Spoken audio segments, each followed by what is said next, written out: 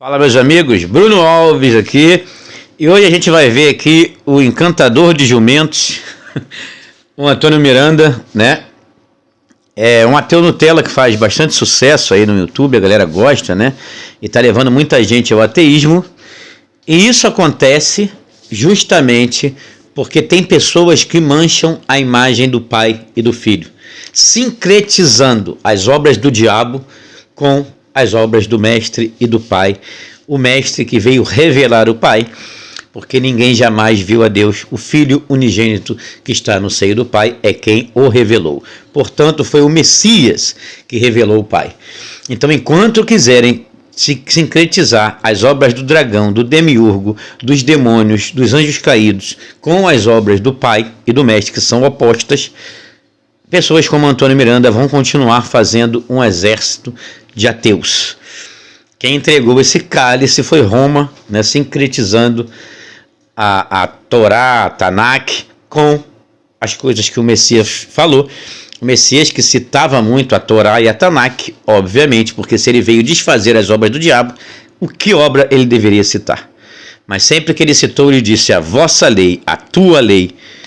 Nunca disse que aquela era a minha lei, a nossa lei, em momento algum. Pelo contrário, Paulo diz que a lei do Espírito de vida em Cristo Jesus me livrou da lei do pecado e da morte. Então são duas leis. A lei do Espírito de vida do Messias, que livra as pessoas da lei do pecado e da morte, que é a lei dos demônios, dos anjos caídos, que Moisés não era mediador de um só. A lei que foi dada por anjos, como diz Estevão, como Paulo diz também. Então, que anjos caídos, né? Óbvio, tanto que Javé mandava sacrificar a Azazel. Azazel é um anjo caído que até Enoque cita que fez sexo com as filhas dos homens. Então vamos lá, gente. Do deserto de Azazel. Quero até agradecer ao Luiz Júnior, né? Um amigo aí, querido, que ele cita isso, né? Somente o Messias e João Batista passaram quando foram tentados pelo deserto de Azazel, né?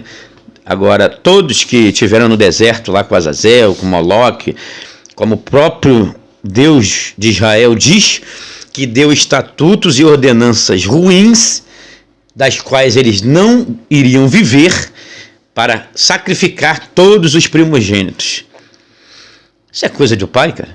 Isso é coisa do Pai? Então, por isso, pessoas como Antônio Miranda, ele faz sucesso, né? Porque ele vai mostrar aqui as incoerências dos demônios do passado. Agora, mas aí vocês vão ver qual é a estratégia dele. Ele tem uma estratégia muito interessante, porque ele apresenta as incongruências e inconsistências dos demônios e tenta buscar no Messias, mas no Messias não tem. O Messias sempre foi sim, sim, não, não. Né? Não é igual aqueles demônios lá. Abraão, e se tiver... Abraão fala, e se tiver 40 justos? E se tiver 35 justos? E se tiver 30 justos em Sodoma e Gomorra? Você vai destruir a cidade? E se tiver 20? E se tiver 15? Não. O que o Messias disse, seja no vosso falar ou no vosso agir, sim, sim, não, não. O que passar disso é de procedência maligna. Então, por isso que o Messias disse, se eu fosse em Sodoma, ela estaria de pé até hoje. Como que aquilo poderia ser o pai dele, que julgou Sodoma e Gomorra, se ele falou que se ele estivesse lá, ele estaria de pé? Como que o filho pode ser maior do que o pai? Só na mente doentia de retardados mentais. Pessoas de QI baixo. Ok? Então vamos lá. Até porque o próprio Messias diz que o meu pai a ninguém julga, mas entregou ao filho todo o julgamento. Por isso que quando perguntam para o Messias, bom homem ele? Bom não. Bom é o meu pai. Sim, porque o pai a ninguém julga, agora o filho, prepare-se, tá? Então o que acontece, gente? É isso, essas coisas que as pessoas não entendem, não conseguem compreender, infelizmente, né? Porque tem um QI muito baixo, ainda mais o brasileiro, mas em muitos lugares do mundo as pessoas já entendem isso, né? E o Brasil a gente começou um trabalho, né, que está meio engatinhando, mas no mundo inteiro várias pessoas já despertam para essa situação, né? É óbvio que vão ser poucas, vão ser... Pelo menos 90% da população mundial vai continuar seguindo os demônios, por isso que o Messias disse que a porta é estreita. Mas a gente está aqui para apresentar o Pai verdadeiro, o seu Filho, né? Que veio revelar o Pai, de fato. Toda boa dádiva e todo dom perfeito vem do alto, descendo do Pai das luzes, em quem não há mudança e nem sombra de variação. Bem diferente daqueles demônios lá, né? Que mudavam de opinião toda hora. E isso que o Antônio Miranda vai mostrar, sobre a onisciência. Só que, na parte do Messias, é coerente o tempo inteiro.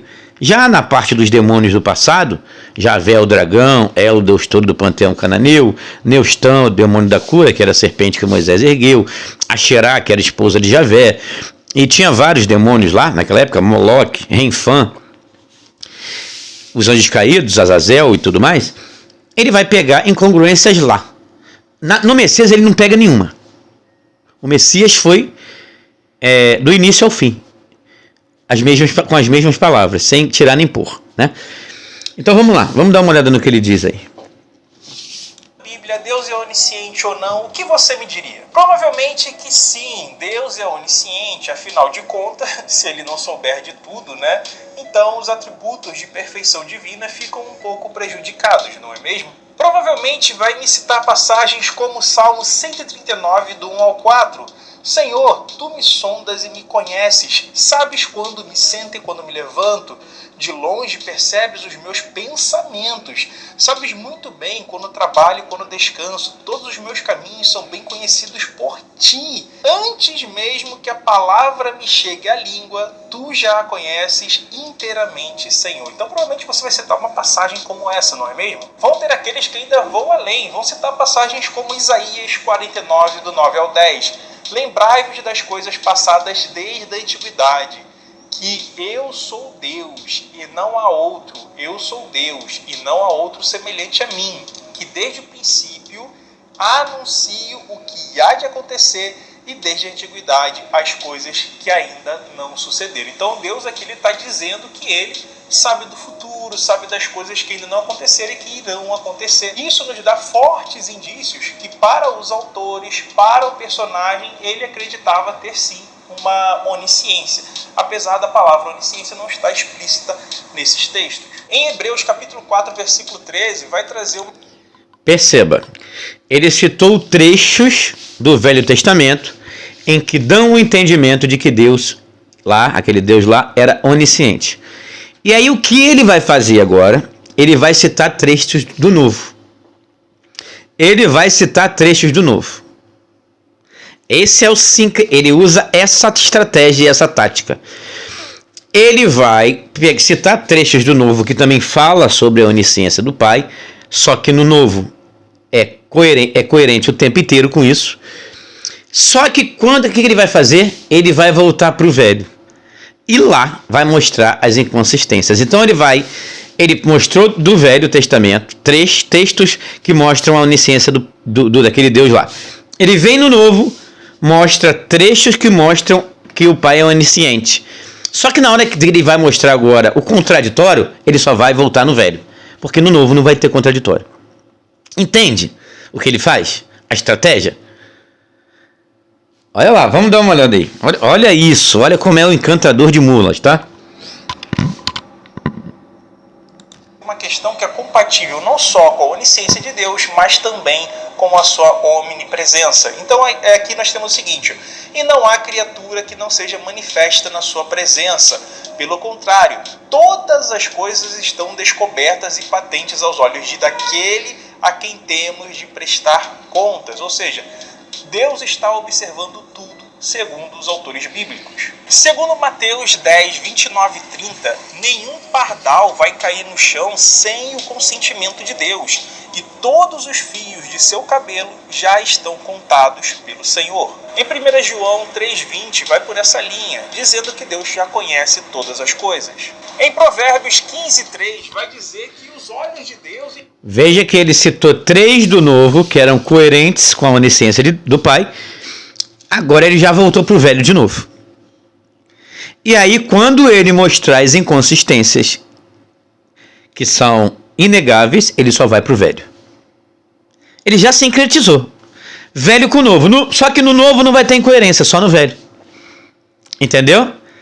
Esse é o mal de quem diz que aqueles demônios do passado eram o pai do Messias. Não, o Messias veio desfazer as obras do diabo. Em Daniel 4, o Deus de Daniel diz que a terra pertence a ele e que dá todas as riquezas da terra pertencem a ele e ele dá a quem ele quer. E em Lucas 4, o diabo fala as mesmas palavras. Todo poder desse reino, toda a glória foi dada a mim e eu dou a quem eu quero. Se você botar as duas passagens uma do lado da outra, as palavras são basicamente as mesmas. Quem oferece as coisas dessa terra é o diabo. E lá, você vê que lá atrás, quem oferecia era o Deus de Israel. Como em Daniel 4, ele diz que ele dá a quem ele quer.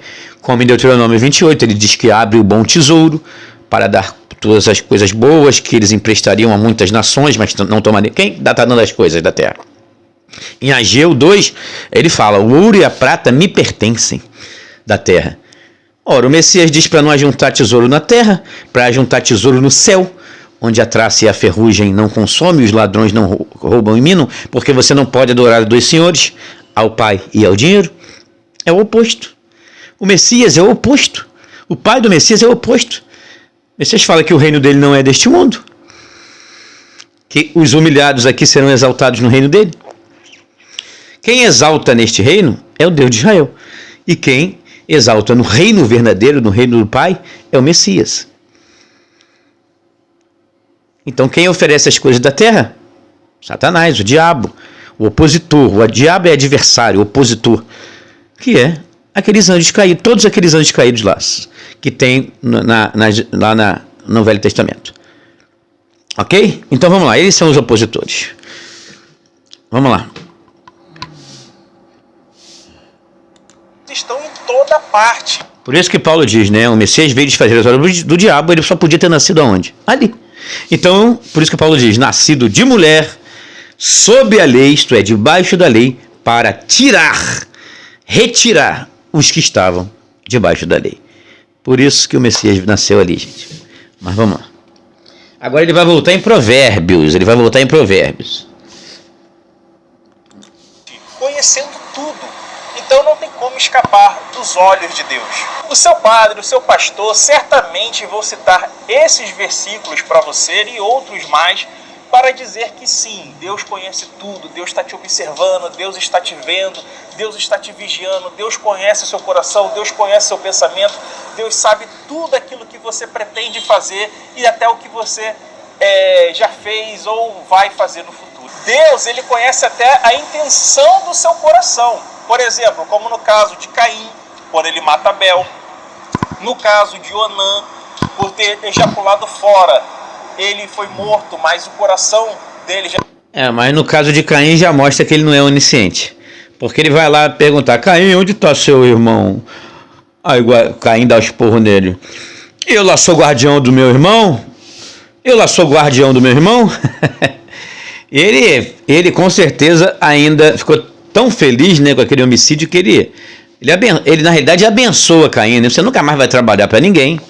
Quem te amaldiçoar, eu amaldiçoarei, né, 70 vezes, né?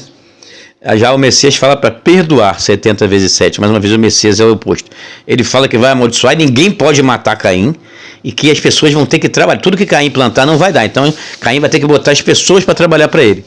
Tanto que Caim vai para a terra de Nod e lá já tinha gente, né? É por isso que tem a parábola do joio e do trigo. O pai plantou o trigo, veio o inimigo e plantou o joio, que vem a partir dessa desgranha toda aí, né? É de Caim, é dali. Então vamos lá.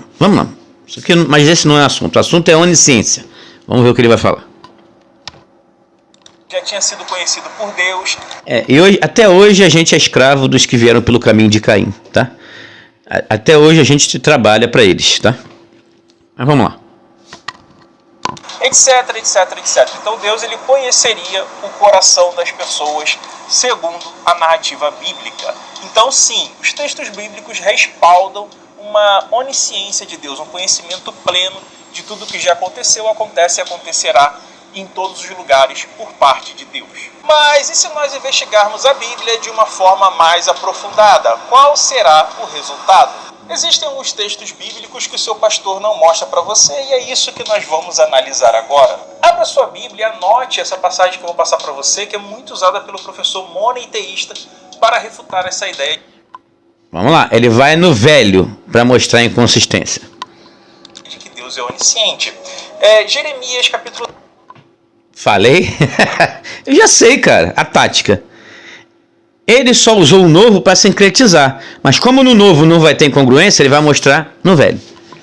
Ele vai até falar do novo aqui no final, mas é coisa que, assim, que eu vou explicar, mas não tem nada a ver. Mas vamos lá, vamos seguir.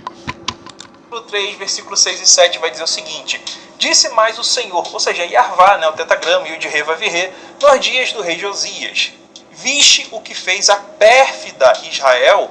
Foi a todo monte alto e debaixo de toda árvore frondosa, e se deu ali em prostituição. Agora eu preciso que você preste atenção no versículo 7. Eu dizia, eu quem? E o de Revavirê, o tetagrama Deus, né? Depois de fazer tudo isso, ela voltará para mim. Mas ela não voltou. Ou seja, ele traz aqui uma adversativa, uma oração adversativa para a ideia que Deus tinha de que Israel voltaria para ele. Então isso é claramente uma passagem que vai depor contra a onisciência de Deus. Realmente, depõe porque não era Deus, né? Eram os demônios, né? Só se eu falar do Deus de Jeremias, só mostrar que ele mandou, esse Deus de Jeremias mandou os israelitas devorarem os próprios filhos, comerem os próprios filhos. Comerem os próprios filhos. Esse Deus de Jeremias, ele diz que vai mandar despedaçar as suas crianças, vou despedaçar as suas crianças, saquear as suas casas e violar as suas mulheres. Vai mandar aquele povo fazer isso contra outros povos. Despedaçar a criança, violentar as mulheres, roubar a casa dos outros. Isso é o pai do Messias? O Messias veio trazer as bem-aventuranças dos pacificadores, dos humildes, dos misericordiosos, né? Bem diferente, né? Não tem nada a ver, né? Não tem nada a ver. Deus. Quando você abre a sua Bíblia em Gênesis, capítulo 11, versículo 5, você vai ver que Deus tinha que descer para verificar o que as pessoas estavam fazendo. Essa é a famosa passagem da Torre de Babel. Então, se Deus não descesse para verificar, ele não saberia. E aí, ele cria toda aquela confusão lá na famosa história da Torre. Mais uma parte que demonstra a não onisciência daqueles demônios e que mostra que também está contrário ao Novo Testamento, porque Paulo diz que Deus não é Deus de confusão. Portanto, jamais faria confusão como aquele demônio fez. Mas vamos lá. De Babel. Bom, você também lembra da famosa passagem que Deus testa o seu servo Abraão, pedindo que ele mate o seu filho Isaque. E na hora H, ele interrompe o sacrifício de Isaque, seria feito, que já é um absurdo. Alguém pedir para um pai matar, exterminar o próprio filho já é um absurdo? Ele fala em Ezequiel que ele deu ordenâncias e leis que eles não haveriam de viver, que não eram boas, que era para... ele deu leis para sacrificar todos os primogênitos. É o que está escrito lá em Ezequiel. Moisés manda os levitas pegarem na espada e matar os irmãos, os vizinhos e os filhos. Ué. Olha o que aquele pessoal lá mandava fazer, cara. Isso aí é um absurdo. E sim, o que ele está falando aqui, que ele tentou Abraão a sacrificar Isaque, porém, engraçado, né? No Novo Testamento diz, ninguém... sendo tentado, diga, de Deus sou tentado, porque o Pai não é tentado por ninguém e a ninguém tenta. Mais uma vez, o Pai do Messias sendo o oposto. Várias vezes você vai ver lá essa entidade, o de Revavirê, que é o dragão, ele tentando. Inclusive em Crônicas diz, né, que no livro de Reis, diz que ele tentou Davi a contar o povo. Em Crônicas é a mesma história, só que aí, em vez de ser o Yod Revavirê, é Satã. A mesma história. Incitou Davi, tentou Davi a contar o povo. Então, mas o Pai verdadeiro não é tentado e não tenta ninguém. Então você vê que ele vai mostrar incongruências ali no Velho Testamento. Deixa eu dar uma acelerada. Ele sincretizou com os dois, mas na hora de mostrar a inconsistência ele foi só no velho. Essa é a tática do Antônio Miranda, o encantador de mulas. Vamos lá, dê uma acelerada aqui. É um absurdo, mas ele interrompe e fala: Abraão, agora eu sei que você é fiel a mim. Eu sei que és verdadeiramente o meu servo. Ou seja, ele não sabia disso antes. Então, para que testar? Outra coisa que você tem que parar para analisar que não faz sentido é a história da salvação. Pois se Deus já sabe quem é o vaso de honra, pois ele próprio criou o vaso de honra, né? E quem é o vaso de desonra, por que a gente tem... Saber, presta bem atenção, saber não significa que ele não dê liberdade e chance de se arrepender. Ok? Ele sabe quem são os vasos de honra, ele sabe quem são os vasos de honra e os vasos de desonra destinados à perdição. Mas a diferença é que ele dá tempo da pessoa se arrepender. Só isso, é dar liberdade. O pai dá liberdade de escolha. Então, ele... Vai lá, meu filho, vai lá. É igual a passagem do filho pródigo, mostra bem isso, né? Não é porque peca que não tem chance de se redimir. Então, o que acontece? Não é porque erra só com Javé, com a Yod-Heh-Vav-Heh, que você não tem chance. Porque está lá em Deuteronômio 28, que se você cumprir os mandamentos dele, ele te dá tudo de bom nessa terra. Nessa terra. Agora, se você fizer qualquer coisa, se você não cumprir os 10 mandamentos, os 600 e poucos preceitos, estatutos dele, ele vai te mandar câncer, cólera, sarna, você vai virar homossexual, você vai virar corno. Está lá, Deuteronômio 28. Então, ele não dá tempo de você se arrepender, Javé. Ele te mata. Javé é diferente, ele mata. Ele não dá tempo da pessoa se arrepender. Já o pai não. Como na passagem do filho pródigo, o filho gastou herança com prostitutas, com meretrizes, foi embora e quando ele voltou, o pai recebeu ele de braços abertos. Por quê? O pai é como nós, como pai, gente. Se o nosso filho, por um acaso, se desviar do caminho, a gente vai sempre ensinar, não é assim. Mas caso ele se desvie, porque depois que ele cresce, não tem como a gente segurar mais, caso ele vire um bandido, caso ele vire... Você vai ficar triste, né? Infelizmente, mas você não tem como segurar, né? Você vai, mas você quer ir... sua filha, eu quero ir para outro país, eu quero tentar a vida. Você vai falar, não, filha, fica perto de mim, não, eu vou tentar a vida lá. Se ela quebrar a cara lá, ou o seu filho quebrar a cara, quando ele voltar, se arrepender, você vai receber ele de braços abertos. É assim que o pai faz, diferente de Javé. Então essa é a diferença, Antônio Miranda. Essa é a diferença. Aqui depois ele vai citar a passagem de Tessalonicenses, tá? Eu não vou terminar porque o vídeo já está mais de 20 minutos. Mas aqui ele vai citar a passagem de Tessalonicenses que não tem a ver quando Paulo diz, nós o que ficarmos vivos, é porque Paulo entendia a igreja como uma unidade, igreja, eclésia, chamados para fora do judaísmo, chamados para fora do templo, tanto que quando Pedro converte 5.000 homens lá no templo, o capitão do templo queria prender ele, os sacerdotes, prenderam ele inclusive, porque ele estava tirando as pessoas do templo, não botando para dentro, né? Se queriam prender ele, se ele estivesse botando para dentro do templo, os sacerdotes iriam agradecer a Pedro e não prender. Então, Paulo fala, nós que ficarmos vivos, ele está falando da igreja como uma unidade, as pessoas que estiverem vivas na volta do Messias. Aqui ele vai citar três também, acho que de Mateus 24, né? Onde o Messias é claro ali, gente. Quando ele seca a figueira, ele fala que a terra dele... Primeiro ele fala já de cara, que olha para o templo e fala, não sobrará o templo do demônio, ele olha e fala, não sobrará pedra sobre pedra que não seja derrubada. E aí ele seca a figueira, que representa Israel, e ele fala que a casa deles ficará deserta. E aconteceu, no ano 70, Tito entrou lá, destruiu o templo, destruiu tudo, né, que hoje tem até o muro das lamentações, que o pessoal fica lamentando o que o Messias fez, primeiro julgamento do Messias, que foi né, tanto que ele falou, quem estiver na Judéia, fuja para o monte, quem estiver não sei onde. Quem seguiu o Messias conseguiu uma sobrevida. Quem seguiu as palavras do Messias conseguiu uma sobrevida. Agora, quem seguiu Javé tomou na tarraqueta lá, morreu todo mundo, tá? Que Tito chegou lá botando para arrombar. Aí depois ele fala, quando os seus galhos da figueira tiverem tenros, já sabe que está chegando o verão. Aí sim, não passará essa geração sem que tais coisas aconteçam. Então ele está, quando que a figueira voltou a dar brotos? Quando ela foi introduzida novamente na terra em 1948. E aí agora ela começa a dar brotos. Não passará esta geração agora, sem que tais coisas aconteçam. Você não vê o Klaus Schwab lá, né, dizendo que até 2030 você não terá nada e mesmo assim será feliz? Você não vê aí o pandemônio, pandemia, tudo que está acontecendo no mundo? Agora tem até OVNI. Pois é, está chegando a hora, mas o Messias disse, se alguém disser, eis que o Cristo está ali ou aqui, não acrediteis. O Messias disse, se alguém disser que o reino dos céus está vindo aqui ou ali, não acrediteis.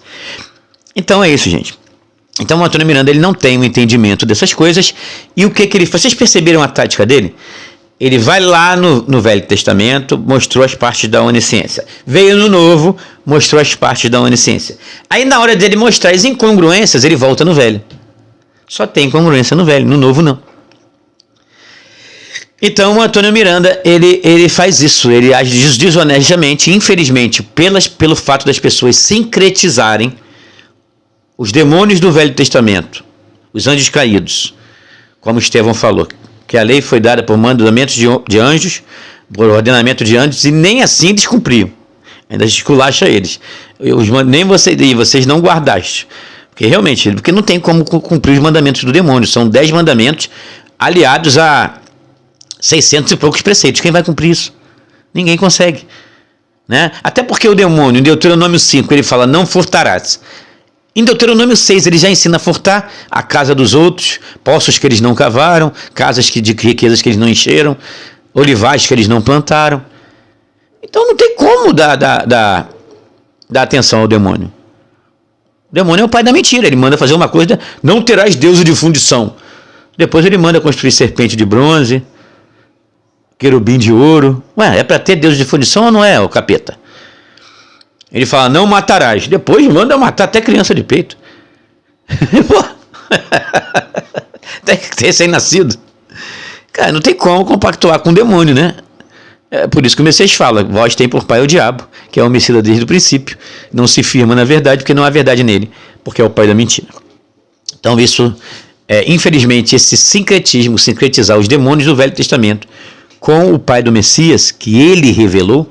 Por isso que o Messias fala que ninguém vai ao Pai a não ser por mim. Se não por mim, não tem outra forma. Então, é jogo de soma zero, né? Se eu sigo o Messias, eu só tenho a ganhar. Se eu volto para Moisés, eu estou com os pés na treva e outro na luz, como no piso da maçonaria, né? Preto e branco, um pé na treva e outro na luz. Por isso que Javé diz que eu crio as trevas e crio a luz. Eu habito nas trevas, fez das trevas seu lugar oculto. Já o pai do Messias diz, Deus é luz e nele não há treva nenhuma, não há treva alguma. Pessoal, só não enxerga quem não quer. Mas é isso, meus amigos. Aí o Antônio Miranda fazendo esse estrago justamente porque tem pessoas que mancham a imagem do Pai e do Filho, sincretizando com os demônios do Velho Testamento. Um abraço e até a próxima.